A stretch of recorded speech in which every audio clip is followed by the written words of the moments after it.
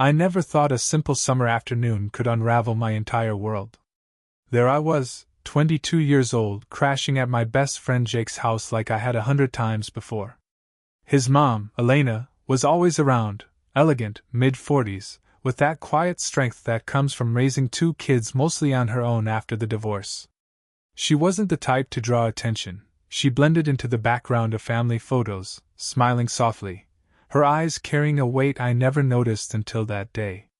The sun filtered through the kitchen window in lazy beams, casting shadows on the worn wooden table where I sat, scrolling aimlessly on my phone to kill time.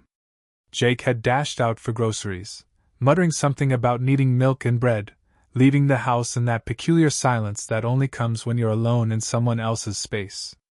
Elena walked in then, her footsteps soft on the linoleum floor. She looked tired, more so than usual, her hair tied back in a messy ponytail that let a few stray strands frame her face, wearing an old sweater that hung loose on her slender frame, as if it were a shield against the world.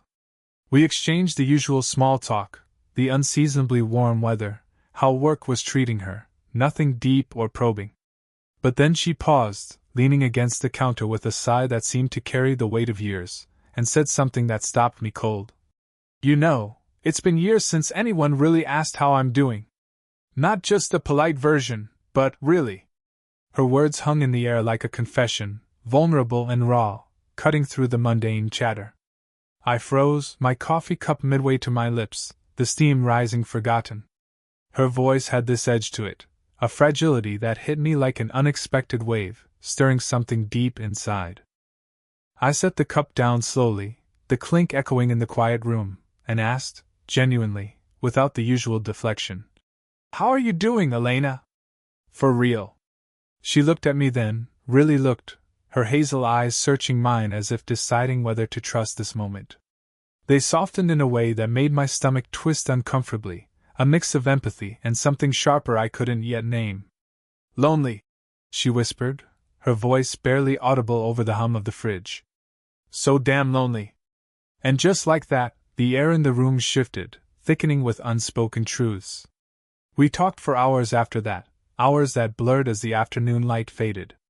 She opened up about her marriage falling apart piece by piece, the slow erosion of love into indifference, how she'd poured everything into the kids only to watch them grow up and drift into their own lives.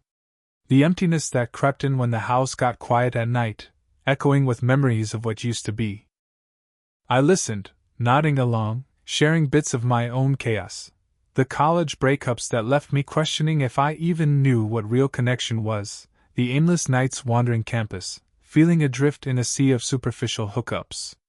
It felt natural, this exchange, like peeling back layers we'd both kept hidden.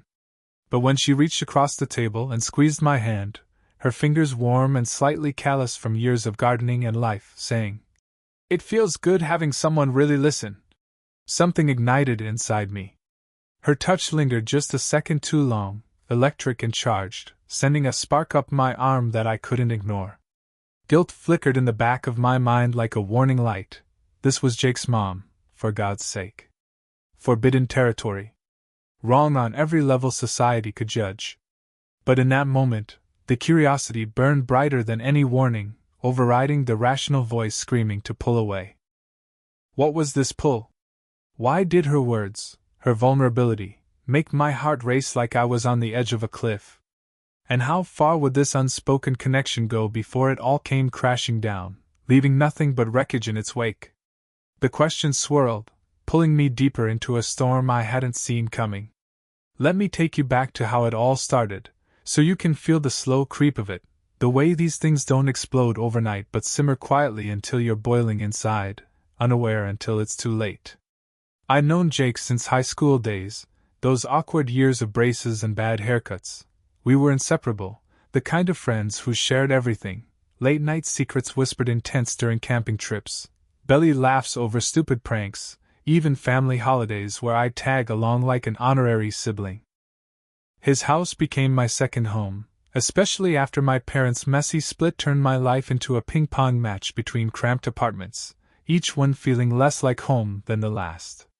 Elena was always the steady presence in that chaos, baking batches of chocolate chip cookies for our marathon game nights, offering quiet advice without ever pushing too hard, her voice calm like an anchor in rough seas. She was beautiful in that understated, effortless way, dark hair streaked with hints of gray she didn't bother dyeing away, laugh lines etching stories around her eyes from better days long past, and a smile that lit up the room but rarely reached those eyes anymore, as if shadowed by invisible burdens.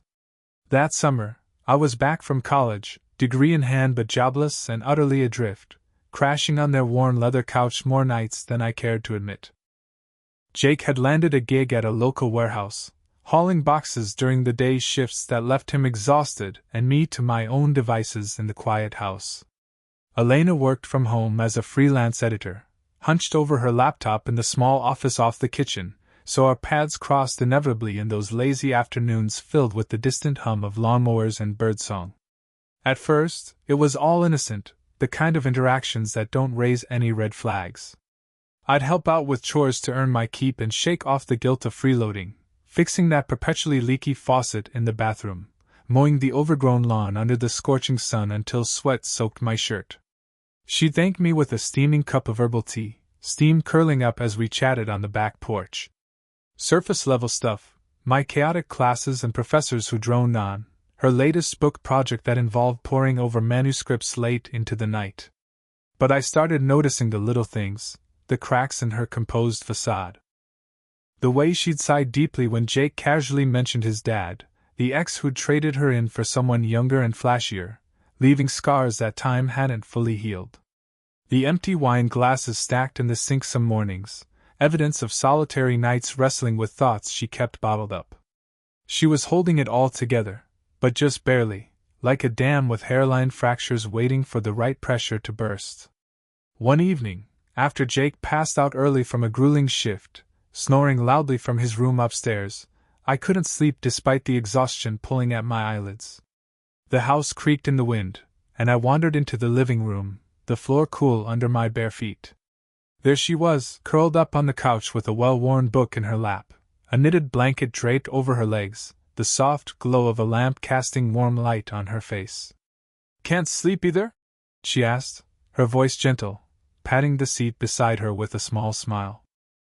I sat down, the cushions sinking under me, and we talked about nothing and everything under the sun, or rather, the moon that night. Movies we loved from our respective eras, hers classics with depth and mine blockbusters with explosions. Dreams we'd let slip away in the grind of daily life, like her wish to travel Europe and mine to write something meaningful someday. It was so easy with her, this flow of conversation without the judgments or interruptions I'd grown used to with people my age. No eye rolls, just genuine listening that made me feel valued. Her laugh was soft and melodic, genuine in a way that warmed the room, and when our eyes met across the short distance, there was this undeniable warmth blooming in my chest.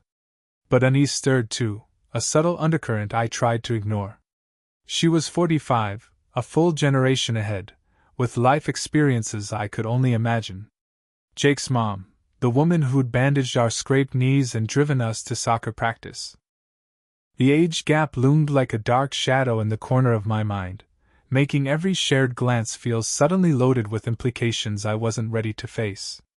Yet I found myself lingering longer than necessary, drawn to her empathy like a moth to flame. She made me feel important, truly heard in a way no fleeting college fling ever had, where talks were superficial and forgotten by morning. Guilt nipped at me persistently. Was I reading too much into these moments, projecting my own loneliness onto her? Or was this the insidious start of something I absolutely shouldn't want, a spark in dry tinder? The setup was primed for disaster, a lonely suburban house with creaking floors that carried sounds too far, unspoken pains festering beneath the surface, and two people connecting in the heavy silence that filled the gaps. Little did I know, that fragile connection was about to deepen irreversibly, pulling us both into a tangled web of hidden feelings and desires we couldn't escape, no matter how hard we tried to look away. As the days blurred into weeks, stretching out in that endless summer haze, the conflict inside me grew like a storm cloud on the horizon, heavy and unavoidable, gathering force with each passing interaction. It started subtly, Those fleeting moments that felt too intimate for what they should have been, innocent on the surface but charged underneath. One lazy afternoon, I was out helping Elena in the garden, the sun beating down as I knelt in the soft dirt, pulling stubborn weeds that clung to the earth like old regrets. She was planting flowers nearby, her hands deftly tucking bulbs into the soil, sweat beading on her forehead in the heat. She wiped it away with the back of her hand, accidentally smudging a streak of dark soil across her cheek, giving her this earthy, vulnerable look that caught me off guard. Without thinking, I reached out, brushing it off gently with my thumb, the contact brief but electric. Her breath caught audibly, and for a suspended second, time seemed to stop, the world narrowing to just us in that sun-dappled yard. "Thanks," she murmured, her voice low and husky, her eyes locking onto mine with an intensity that made my pulse stutter. My hand lingered just a fraction too long, the warmth of her skin seeping into me, sending a jolt straight through my body. I pulled back abruptly, my heart pounding like I'd run a mile, muttering something incoherent about needing a glass of water to escape the moment. Inside the cool kitchen, I paced back and forth, mind racing in circles. What the hell was that? She's Jake's mom, off limits in every sense of the word, a line you don't cross without consequences. But the way she looked at me, with that flicker of something unguarded, like I was more than just her son's slacker friend crashing on the couch, it unsettled me, stirring a mix of thrill and dread. That night, Jake invited me to stay for dinner as he always did, the three of us gathering around the table with takeout containers steaming in the center. We laughed about old times, stupid high school stories that had us in stitches, but my eyes kept drifting involuntarily to Elena across from me. She caught me once, her lips curving into a faint, knowing smile that made me feel exposed, like she could see right through to the turmoil brewing inside. After Jake headed upstairs to his room for a late-night call with his girlfriend, his voice muffled through the door, Elena and I cleared the table in companionable silence at first. "You seem distracted tonight," she said softly, stacking plates with careful precision, her gaze flicking to me. I hesitated, fork midway to the sink, then admitted with a shrug. "Just thinking about stuff, you know?" She nodded, as if she understood the weight behind those vague words. "Me too," she replied, her tone inviting more. We ended up on the back porch, the night air cool and star-studded overhead, sharing a cold beer from the fridge. She talked openly about her marriage, how it had started with fiery passion in their early days, full of promises and dreams, but faded slowly into a monotonous routine that left her feeling like a ghost haunting her own life, invisible and unappreciated. "I miss being desired," she confessed, her voice dropping to barely above a whisper, laced with a vulnerability that twisted something in my chest. "Not just physically, but emotionally, like someone actually cares about the mess inside." My throat tightened, and I wanted to say something safe, neutral, but the words that came out were, "You deserve that, Elena. Someone who really sees you, all of you." Her hand found mine in the dim light, squeezing gently, her fingers intertwining with a softness that felt dangerously intimate. "You're sweet," she said, but the air between us thickened with unspoken tension, heavy and electric. I pulled away first, excusing myself to bed with a mumbled goodnight, but sleep evaded me that night, my mind replaying the touch, the words, over and over. Guilt gnawed at me relentlessly. Jake was like a brother, the guy who'd had my back through every rough patch. Betraying him like this, even in thought? Unthinkable, a knife to the gut. Yet, the next day, it escalated without warning. Jake left early for his warehouse shift, the doors slamming behind him, and Elena knocked lightly on my door, her voice tentative. "Coffee?" I made a fresh pot. We sat at the kitchen table, steam rising from our mugs, and the conversation turned personal again, delving deeper. She asked about my ex, why it had ended so abruptly. "She didn't listen," I said, staring into my cup. "Not like you do, not really." Elena's eyes softened, a gentle smile playing on her lips. "It feels good having someone really listen," she replied, echoing her earlier words, but this time they carried a heavier weight, one that made my pulse quicken and my thoughts scatter. The moral dilemma crashed over me then, hard and unrelenting. I started trying to avoid alone time with her, making excuses to run errands or hang out elsewhere, but it was impossible in that cozy house where walls seemed too thin and spaces too shared. One evening, rain poured down in sheets outside, thunder rumbling in the distance, trapping us all indoors like a pressure cooker. Jake was out with friends despite the weather, leaving Elena and me to our own devices. She suggested a movie to pass the time, something light and forgettable. We sat on the couch, a shared blanket draped over us against the chill, her shoulder brushing mine innocently at first. Halfway through, she paused it suddenly, the screen freezing on a dramatic scene. "Can I tell you something?" Her voice trembled slightly, betraying nerves. "These talks we've been having, they've made me feel alive again, like I'm not just going through the motions. But I know it's complicated, all of this." Complicated? That was the understatement of the century. I nodded, my throat dry as sandpaper. "Yeah, it is." She leaned closer, her scent, lavender shampoo mixed with something warmer, more personal, filling the space between us. "I don't want to make things weird, but you're special to me, in a way I didn't expect." My mind screamed at me to stop, to get up and leave, but my body betrayed every rational impulse. I touched her arm lightly, feeling the softness beneath her sleeve, the warmth radiating. "You are too," I whispered back, the words escaping before I could reel them in. Suspense built in those heavy silences that followed, the unspoken desires hanging like thick fog in the room, obscuring everything. Was this emotional cheating on some level, even without crossing physical lines? The age gap romance aspect felt thrilling in its forbidden allure yet profoundly wrong, laced with societal taboos I couldn't ignore. I imagined Jake finding out, the raw hurt in his eyes, the rage that would shatter our friendship forever. But Elena's vulnerability kept pulling me back, like a tide I couldn't fight, her openness a lifeline in my own sea of uncertainty. The next week, it intensified further, the tension coiling tighter. She texted me while I was out grabbing lunch. "Miss our chats. Come home soon?" Innocent on the surface, but my heart raced reading it, fingers hovering over the reply. We met in the kitchen late one night, Jake asleep upstairs, his snores a distant reminder of the risk. "I shouldn't say this," she whispered, stepping closer, "but I think about you more than I should, in ways I shouldn't." Guilt surged through me, hot and sharp, mixed with an undeniable excitement that made my skin tingle. "Me too," I admitted, the confession hanging between us. Her hand grazed my cheek, soft and tentative, and for a heart-stopping moment, I thought she'd kiss me right there. But she pulled back, her eyes conflicted, shadowed with the same turmoil I felt.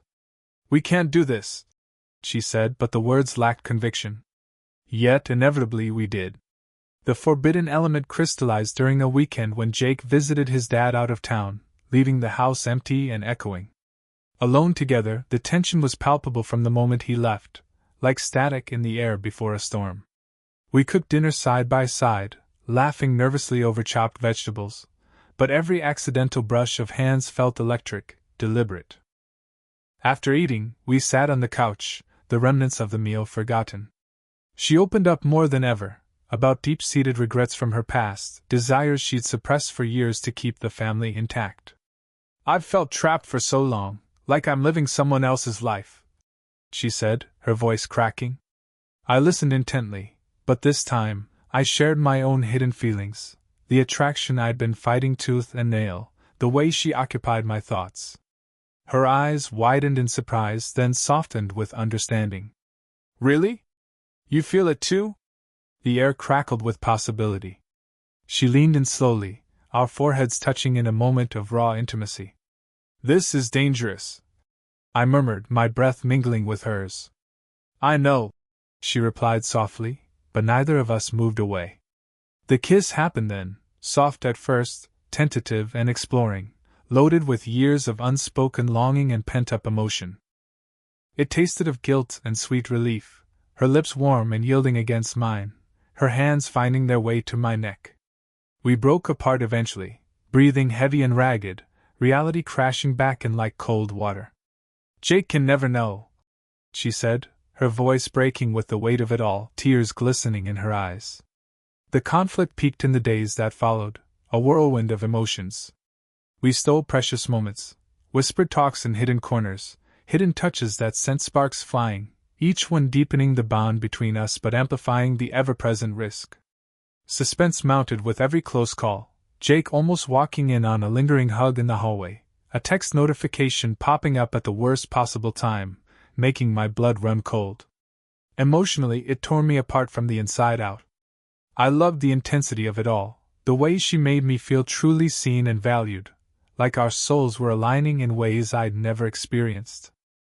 But the taboo nature weighed heavy on my conscience, a constant anchor dragging me down. The age difference brought its own complications, power imbalances that I questioned endlessly. Was I taking advantage of her post-divorce loneliness, her need for connection? Or was this something real, genuine amidst the chaos? Moral ambiguity clouded every thought, every action. One sleepless night, lying awake staring at the ceiling fan whirring above, I questioned it all, the rights and wrongs, the what-ifs that plagued me. The dilemma escalated further when Elena confessed during a stolen moment. I feel so guilty about this, but I don't want to stop. I can't. Neither could I, but the suspense of inevitable discovery loomed larger than ever, turning every shared glance, every secret touch, into a precarious tightrope walk over the abyss of betrayal and heartbreak.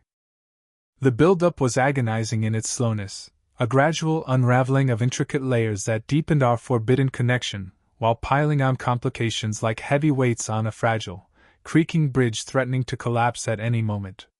After that first kiss, charged with so much pent-up emotion, we tried desperately to pull back, vowing in hushed tones that it was a one-time mistake, blaming the dim lighting, the wine we'd shared, the overwhelming loneliness that had clouded our judgments.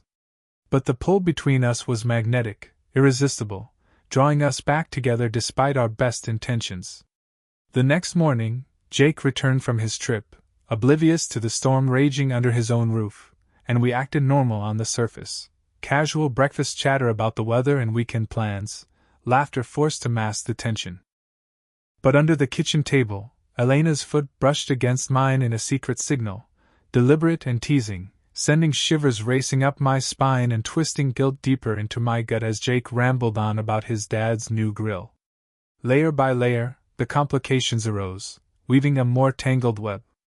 Elena started confiding even more intimately, her whispers stolen in quiet moments, about her deep-seated fears of aging alone in an empty nest, of never feeling that spark of passion again after years of emotional drought. "With you, it's different," she'd say in those breathless exchanges, her eyes locking onto mine with an intensity that made denial impossible. I'd respond by opening up about my own vulnerabilities, feeling utterly lost in the haze of young adulthood, craving emotional depth over the shallow flings that left me hollow. Our talks evolved into something profoundly intimate, an emotional bond that blurred seamlessly into physical tension, each conversation peeling back another veil. One humid afternoon, while Jake napped upstairs after a long shift, we sat in her cluttered study surrounded by stacks of manuscripts. She pulled out an old photo album from a dusty shelf, flipping through pages of her younger self, vibrant and carefree, eyes sparkling in snapshots from before life had worn her edges down. "I miss that version of me, the one who dreamed big," she said, her finger tracing a faded image. I took her hand instinctively, squeezing it reassuringly. "She's still there, Elena, buried but not gone." The kiss that followed was hungrier this time, more urgent, our hands exploring tentatively over clothes, but we stopped short, breathless and flushed, acutely aware of the house's thin walls and the risk of footsteps overhead. Tension mounted relentlessly with external pressures piling on, turning every day into a minefield. Jake noticed my growing distraction first, pulling me aside one evening with a concerned frown. "You okay, man? You've been acting weird lately, spacing out all the time." I brushed it off with a forced laugh and a lame excuse about job stress, but paranoia set in like a fog, making me jump at every creak of the floorboards. The age gap added yet another thorny layer. Society's unspoken judgments loomed large in my mind, whispers of inappropriate and predatory echoing in my doubts. She was experienced, worldly, with a lifetime of wisdom.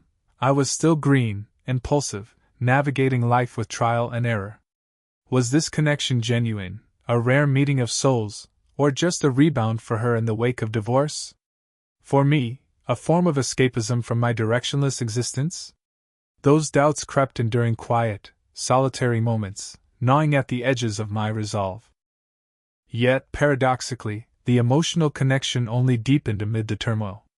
We shared dreams and late-night whispers, her long-held fantasies of traveling to quaint European villages, mine of finding stability in a chaotic world. We could go somewhere together, she'd muse half-jokingly, her head on my shoulder, but the fantasy fueled the fire, making the forbidden even more intoxicating. Complications layered on thicker when Elena's ex-husband called out of the blue one evening, his voice booming through the phone and stirring up old wounds she'd thought scarred over. She cried that night, silent sobs shaking her as I held her in the dim garage, away from any prying eyes or ears. "Why does it have to be you?" she whispered against my chest, meaning the forbidden nature of us, the cruel twist of fate. My heart ached with a potent mix of emerging love and shame, the two emotions warring inside. The build-up intensified during a casual family barbecue a few days later, neighbors milling about the yard with plates of grilled food, laughter filling the air like smoke from the coals. But Elena and I exchanged loaded glances across the crowd, our secrets simmering beneath the normalcy. Under the picnic table, her knee pressed deliberately against mine, a hidden touch that sent my blood rushing. Suspense peaked when Jake pulled me aside by the fence, clapping me on the back. "Mom seems happier lately, man. Whatever you're doing around here, helping with chores or whatever, keep it up. It's good for her." The irony stung like a slap, his words twisting the knife of guilt deeper. He thought my help was mundane tasks, not this clandestine emotional entanglement that was reshaping us all.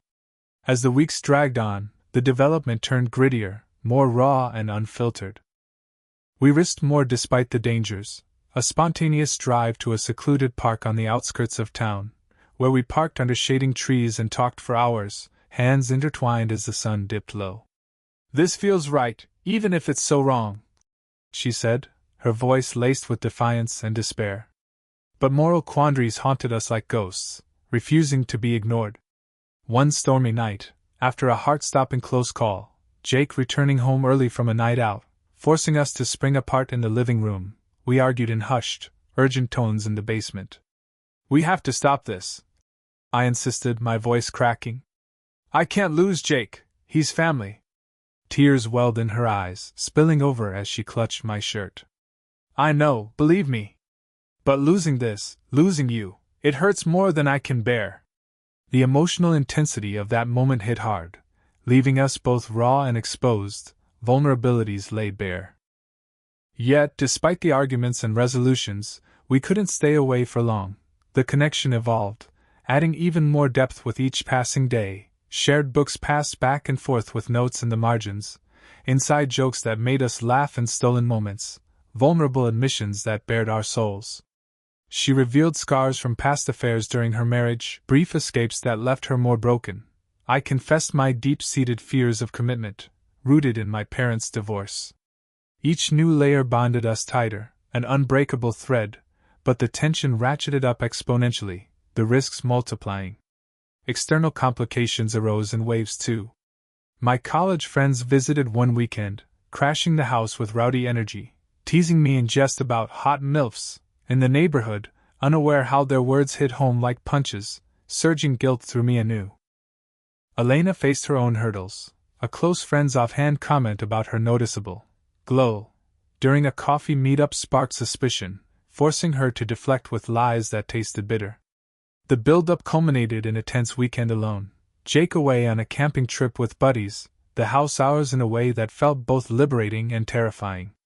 We gave in fully that night, no holding back, a whirlwind of passion and heartfelt confessions under the sheets, bodies and emotions intertwining in ways that felt transcendent. But morning light brought harsh regret crashing down. "What are we doing to ourselves? To everyone?" she asked, voice breaking as she sat up, sheets pulling around her. The emotional web had tangled further, desires clashing violently with the cold grip of reality. Suspense built inexorably toward an inevitable breaking point, our hidden world teetering on the edge, threatening to shatter into irreparable pieces with one wrong move. In the end, it all unraveled in a way either of us could have anticipated, not with a dramatic explosion or confrontation, but a heartbreaking whisper that echoed long after. That final night, with Jake out late at a movie with friends, we sat on the back porch under a blanket of stars, the weight of our shared secret crushing us both like an invisible vice. Elena looked at me, her eyes filled with a turbulent mix of love, sorrow, and resignation, shadows dancing across her face from the porch light. "We can't keep this up," she said quietly, her voice steady but laced with pain. "It's tearing me apart inside, piece by piece." I nodded, my throat constricted tight with unshed tears, knowing deep down she was right, even as every fiber rebelled against it. But then came the twist, the unexpected turn that tilted my world off its axis. She revealed she'd been offered a job across the country, a senior editing position in a bustling city far from our quiet suburb, a chance for a fresh start she'd applied for months ago in a moment of desperation. "I have to go," she whispered, her hand trembling as it cupped my cheek. "For all of us, for Jake, for you, for me. Staying would destroy everything." My world spun, a dizzying rush of emotions. Was this her escape from the guilt, or a selfless sacrifice to spare us further pain? We shared one last embrace there on the porch, tears mingling on our cheeks, the forbidden bond we'd nurtured snapping under its own unbearable intensity, leaving only fragments behind. She left a week later, boxes packed into a moving van under a gray sky, Jake confused but supportive, hugging her goodbye with promises to visit soon. I stood on the sidelines, waving numbly, haunted by the what-ifs that plagued my every thought, the paths not taken, the words left unsaid. The guilt lingered like a permanent scar, etched deep, a reminder of the lines we'd crossed. Did we ever really cross into true love, or was it just two lonely souls colliding in a perfect storm of need and circumstance? The ambiguity of it all hurts the most. No clean closure, no tidy resolution, just fading echoes of her words that first drew me in. It feels good having someone really listen. But at what cost? The emptiness she left behind mirrored the one she described, a void that time might soften but never fully fill. If this story stirred something deep inside you, the twisting guilt, the aching longing, the raw, throbbing ache of forbidden feelings that pull you under despite everything, hit that like button right now and let me know in the comments below.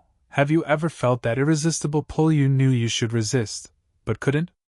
Subscribe for more tales that build slow and deliberate, layer by layer, only to hit hard with emotional truths, uncovering the complex, hidden complexities we all bury deep inside. Turn on those notifications so you never miss the next confession that leaves you breathless, questioning your own heart. Share this if it resonated with you on that visceral level, and remember, sometimes the most intense, life-altering connections are the ones we absolutely shouldn't have, the ones that change us forever in their wake.